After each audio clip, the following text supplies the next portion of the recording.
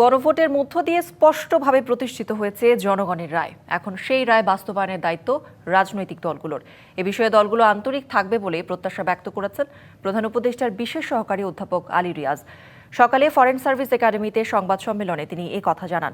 আলী রিয়াজ বলেন, 12ই ফেব্রুয়ারি অনুষ্ঠিত গণভোটে বিপুল সংখ্যাগরিষ্ঠ ভোটার হ্যাঁ ভোট দিয়ে প্রস্তাবের পক্ষে স্পষ্ট সমর্থন জানিয়েছেন।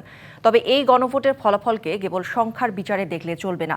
এটি কেবল একটি ভোটের ফল নয়, বরং একটি ঐতিহাসিক দায়বদ্ধতার বহিঃপ্রকাশ। দেশের ভবিষ্যৎ সংস্কারের দিশা নির্ধারণে জনগণ সরাসরি নিজেদের মত প্রকাশ করতে পারে। জনগণ তার আহ্বানে সাড়া দিয়েছেন, সংস্কারের পক্ষে জনরায় এসেছে।